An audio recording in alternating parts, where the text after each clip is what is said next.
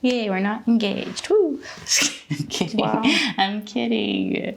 Someday I gotta ask. I gotta ask again. Well, maybe I'll ask you. When you think of the first time we met, what do you remember? Well, I think we often talk about that time because I think that, I don't know, it's like a really vulnerable time for the both of us. So just like the first time I saw you was such a distinct memory in my brain. And I thought you were really cute. And I was upset about that because, you know, after going through my process of the divorce and stuff like that, I was not planning on meeting anyone anytime soon or wanting to think anyone was cute. For me, it was such a, it was like an intersection between me beginning my gender identity crisis, sobriety, and just physical wellness, you know? Yeah. Like it just was so important to meet you at that moment for me. And everything in me told me, you know, like, you're not supposed to date people in your first year of sobriety, but technically it wasn't my first year because I had already been sober, but I relapsed, you know? So I was negotiating with myself around even having feelings for you. Yeah. Before I even saw you, I just felt, I know it's so corny, but I felt like something wash over me that was like, this is going to be a life partner of yours, you know? And did you know it was going to be a romantic life partner? I mean, I felt like it was. So yeah, I did. Yeah. Yay for us. Yay for us. Yeah.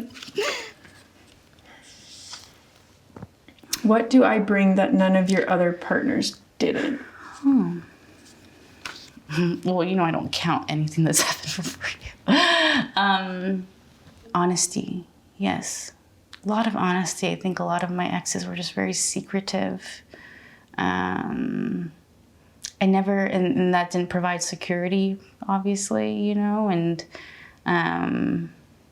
earnest. You're not afraid to say, I want to marry you, or you're not afraid to say, I don't want to be with anybody else. You make a lot of bold statements that I feel like I've always wanted. And by the time I got with you, I learned to not need it anymore. So of course now I get it, you know, that's how the universe works. But yeah, you're just honest, you know, and even the things that have been tough for you to be honest about, which haven't been many, like at some point you really are, you know, like you said, you can't keep a secret. And I appreciate that because I don't keep secrets either, I don't think, you know, and if I, if I do have something weighing on my heart, I feel like I can talk to you about it, you know, so. Good. Yeah, it is good. Cool. What are you hesitant to tell me? Boom, boom, boom. I mean, I think this is interesting for us because we're very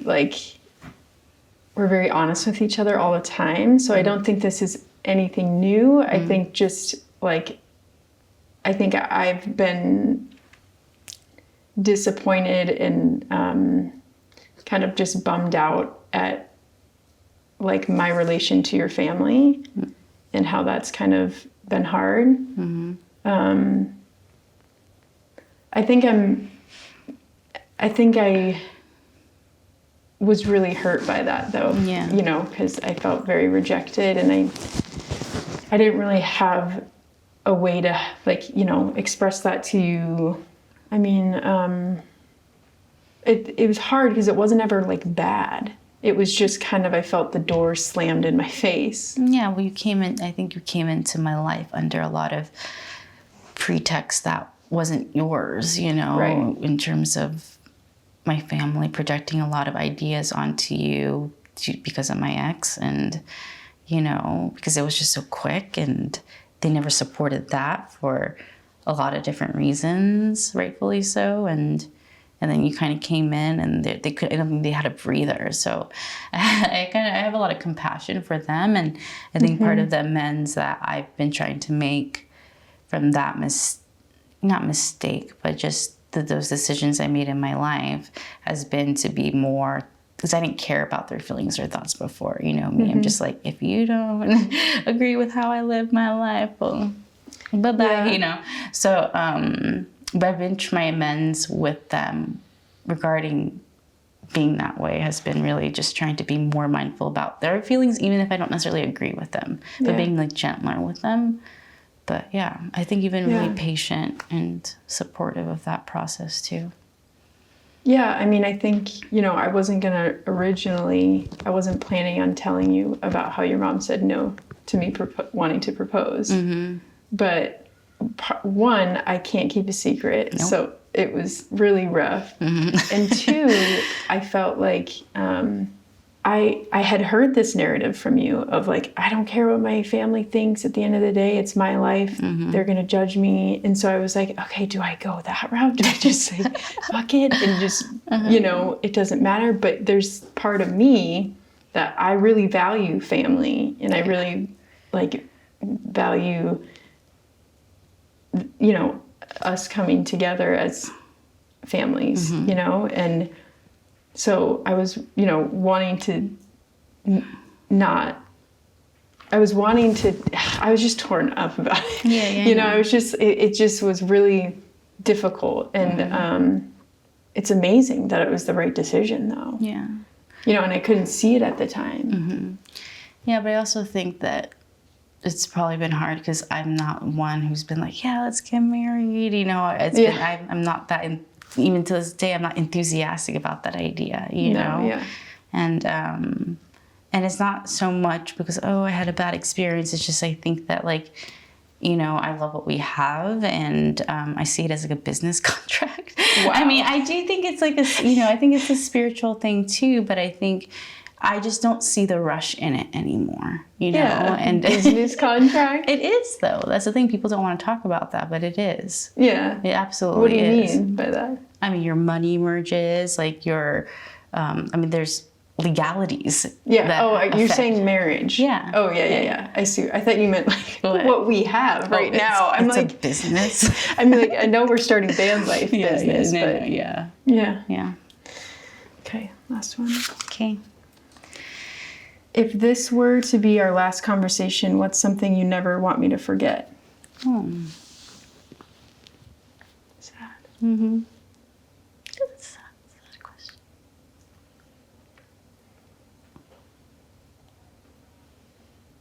I think about death a lot, you know.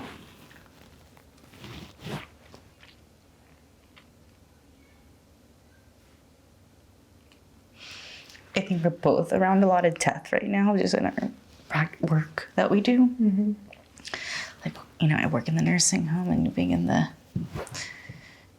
memorial industry, you know. I mean, I know you would hate it when I go there, but I definitely, you know, I find myself having this like weird experience all the time of just being like, this might be the last of anything. You know, I'm really grounded in that. I know that scares people, but I know things can change like that. But what I would want you to know is that I see you, and I always have, even from, you know, you were most broken when I first met you to like your journey now. Like I see you and I understand. I don't judge you. Yeah. And like, I just hope that you know that I'm very happy to walk with you. Yeah. The sad question. It's a sad question. It's a good one. Yeah. I think I would just want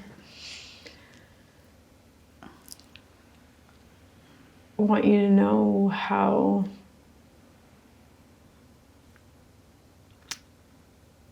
like much I think you've impacted not just me, but like the people that you encounter. I think I've never met someone who is so empathetic. Just everything you touch is amazing. And like, I would never want you to forget that, because like I look at all the things that kind of you engage with, and I don't know, there's always just possibility that comes out, and like creativity and love and just, you know, and like you've walked through tough journeys with me while walking through tough journeys of your own. Yeah. You know? Mm-hmm. Yeah. I'm sure there's a lot I would want more to say or for you to know, but Yeah. Yeah, that's a good question. yeah. Hey, it's Ashika here from The Skin Deep. Thank you so much for being here and watching this conversation. If you want to have more meaningful conversations like this at home, some of our best questions are in this card game right here. To check it out, go to shop.theskindeep.com. Thank you.